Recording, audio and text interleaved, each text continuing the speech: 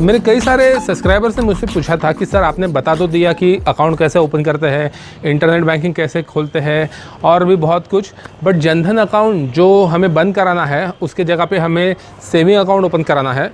तो इसके लिए ये जनधन अकाउंट हम किस तरह से बंद कर सकते हैं, तो इस वीडियो में हम यही देखने वाले हैं कि हम ये अकाउंट किस तरह से बंद कर सकते हैं। तो इसके लिए एक फॉर्म आता है, स्टैंडर्ड फॉर्मेट रहता है, वो है ये आपको अपने ग्रुप में मिल जाएगा। अगर आपको ये चाहिए तो अपना व्हाट्सएप का जो ग्रुप है बैंकिंग 101 टिप्स का, उसे ज्वाइन कीजिए, ठीक है। और ये फॉर्म कैसे भरना है चलिए देखते हैं। तो ये है स्टैंडर्ड फॉर्मेट आपका अकाउंट क्लोज करने के लिए। तो ये फॉर्मेट जो है वो आपका सेविंग अकाउंट क्लोज करने के लिए भी यूज़ में आएगा। आपका जनधन अकाउंट अगर है तो वो भी आप क्लोज कर सकते हैं, या फिर आपका बेसिक अकाउंट है तो वो भी आप क्लोज कर सकते हैं। इन शॉर्ट, आपका कोई भी अकाउंट रहे, डिपॉजिट अकाउंट, उसे आप इस फॉर्मेट के ज़रिए क्लोज करा सकते हैं। इसके लिए आपको ये फॉर्मेट पूरा फिलअप करके बैंक ऑफिशियल को देना पड़ेगा। ये ऑनलाइन क्लोज नहीं होता है, इसके लिए आपको बैंक में जाना पड़ेगा।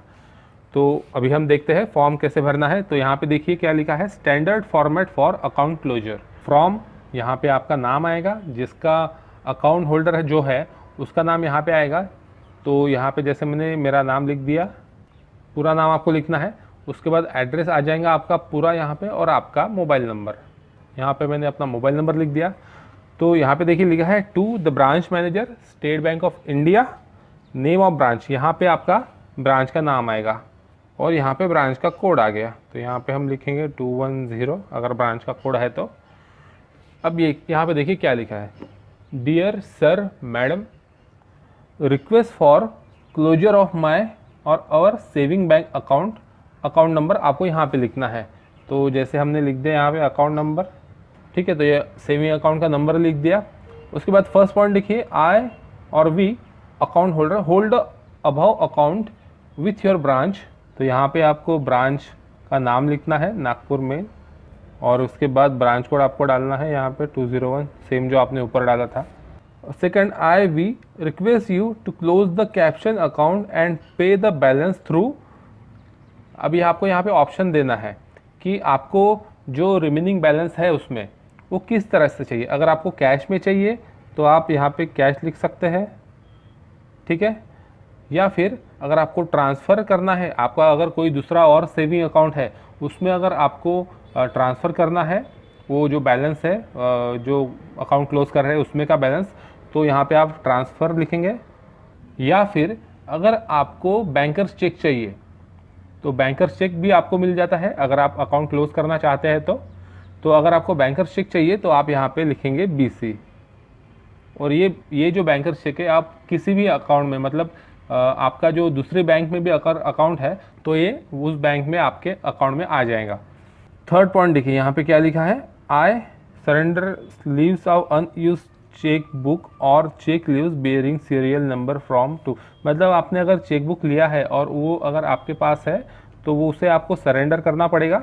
और जितने चेक नंबर है, तो जितने भी चेक है उन सब के नंबर्स यहाँ पे आपको डालने पड़ेंगे। मतलब जैसे अगर आपके पास चेक बुक है उसका नंबर है 000123 से लेके 000133, मतलब 10 चेक आपके पास बचे थे, तो ये 10-11 चेक, तो ये जो है आपको यहाँ पे लिखकर सरेंडर कर देना है।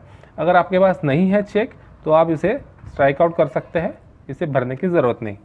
फोर्थ पॉइंट देखिए, cheque leaves from so and so are issued and I shall ensure that these are not presented for payment. मतलब अगर आपने किसी को चेक दे दिए है उस अकाउंट के और उसने अभी तक प्रेजेंट नहीं किया है तो इसकी भी गारंटी आपको बैंक को देनी पड़ेगी कि वो जो चेक रहेंगे जिसे आपने इशू किया है वो बैंक में इनकैश कराने नहीं जाएगा। इसकी गारंटी आपको देनी पड़ेगी।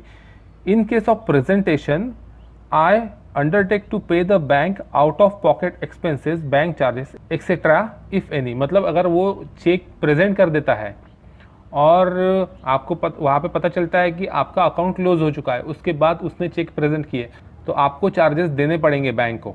तो ये ना हो इसके लिए आपको ये प्रिकॉशन रखना है कि आपको जो है वो चेक किसी को इशू करने नहीं है, इशू किए होंगे तो उनसे वापस ले लेना है, ठीक है। उसके बाद पांचवा पॉइंट है, I will be responsible for return of cheque if any due to closure of the account. मतलब इसकी पूरी रिस्पॉन्सिबिलिटी आपकी है। अगर आपका अकाउंट क्लोज हो जाता है और आपके चेक अगर वापस आ जाते हैं तो इसके लिए बैंक रिस्पॉन्सिबल नहीं रहेगा, इसकी रिस्पॉन्सिबिलिटी आपको लेनी पड़ेगी। 6 नंबर पे देखेंगे, I will इंडेमनिफाई compensate the bank for any type of claim liability arising out of an account of return of check drawn on the account subsequent. मतलब एक तरह से ये जो है ये टर्म्स एंड कंडीशन है जो आपको फॉलो करने पड़ेंगे जब भी आप अकाउंट क्लोज करते हैं तब। 7 पॉइंट है, I certify that there is no outstanding ECS mandate. अगर आपने कोई लोन वगैरह लिया है और उसका कोई ECS मैंडेट वगैरह है, मतलब इलेक्ट्रॉनिक क्लियरिंग सिस्टम से अगर आपका हर महीने पैसे कटते हैं, EMI कटते रहता है, तो इसे भी आप सर्टिफाई करना है कि कोई भी आउटस्टैंडिंग नहीं है और ये जो है इस अकाउंट पे आपको कुछ भी आउटस्टैंडिंग नहीं है, ये आपको क्लोज कर सकते हैं, इसका मैंडेट आपको देना है। 8वां पॉइंट है, I also surrender ATM cards bearing number. यहाँ पे आपको ATM कार्ड का जो 16 डिजिट का नंबर होता है तो वो आपको डालना है। Link to the account requested for closure, मतलब ये जो आपका अकाउंट नंबर पे जो भी ATM कार्ड मिला होगा उसे भी आपको सरेंडर करना है। उसके बाद यहाँ पे देखिए 9th point, I confirm that the credential of the account in question will not be used in future in any manner whatsoever which may be detrimental to bank's interest।